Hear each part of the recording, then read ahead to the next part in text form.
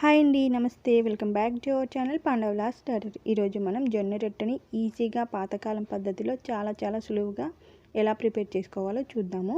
ముందుగా gas on చేసుకొని ఒక బౌల్ పెట్టుకొని దాంట్లో 3/4 కప్పు వాటర్ యాడ్ చేసుకొని మరిగించుకోవాలి. వాటర్ ఇలా మరుగుతున్నప్పుడు కొద్దిగా సాల్ట్ యాడ్ చేసుకొని అంతా కలుపుకొని ఒక కప్పు జొన్న పిండి యాడ్ చేసుకోవాలి. Correct measurements friends. ఒక కప్పు పిండి తీసుకుంటే 3/4 కప్పు వాటర్. ముందుగా 3/4 కప్పు వాటర్ని మరిగించుకొని తర్వాత ఒక కప్పు పిండిని యాడ్ చేసుకుంటే పిండికి వాటర్ కరెక్ట్గా సరిపోతాయి. వాటర్ మరిగిన తర్వాత దాంట్లో సాల్ట్ యాడ్ చేసుకొని ఆ తర్వాత పిండిని యాడ్ చేసుకొని వెంటనే గ్యాస్ ఆఫ్ చేసుకొని పిండి మొత్తం కలుపుకొని మూత పెట్టుకొని ఒక 10 నిమిషాలు పక్కన పెట్టుకోవాలి. అంటే మనం చేత్తో తాకేంత వేడి ఉన్నప్పుడు ఈ పిండిని మళ్ళీ చేత్తో అంతా ఒకసారి బాగా మిక్స్ చేసుకొని ఈ పిండి మొత్తాన్ని బౌల్కి ఒక సైడ్కి మొత్తం ఇలా వీడియోలో చూపిస్తున్న విధంగా ఒక సైడ్కి మొత్తం పెట్టేసుకోవాలి. ఇలా పెట్టుకోవడం వల్ల పిండి చల్లారిపోకుండా ఉంటుంది.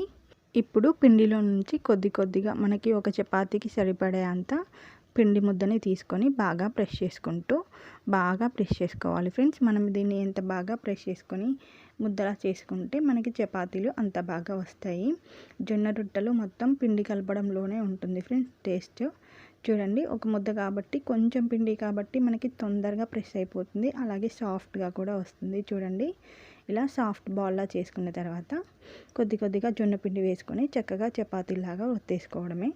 జొన్న రొట్టెలు అనగానే చేత్తో చేసుకోవాలి, చాలా కష్టం అనుకుంటాం కదా. ఈ ప్రాసెస్లో చేయండి, చక్కగా చపాతీ కర్రతో ఈజీగా ప్రిపేర్ చేసుకోవచ్చు.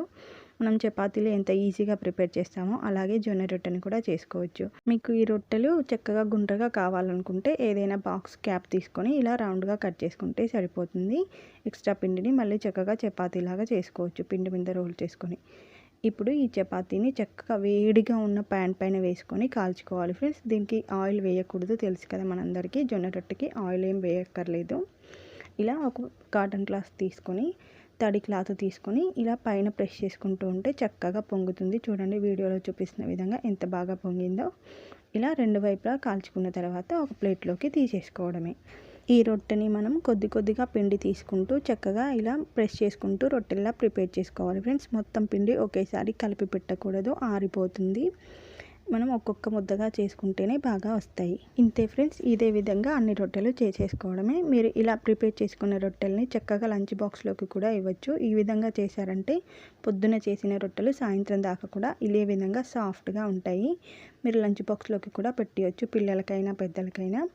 ఇంతే ఫ్రెండ్స్, ఈ వీడియో కనుక మీకు కొంచెమైనా నచ్చుంటే, యూస్ఫుల్ అనిపిస్తే ప్లీజ్ లైక్ చేసి నా ఛానల్ని సబ్స్క్రైబ్ చేసుకోండి. Thank you for watching friends. Bye. Please subscribe to my channel friends.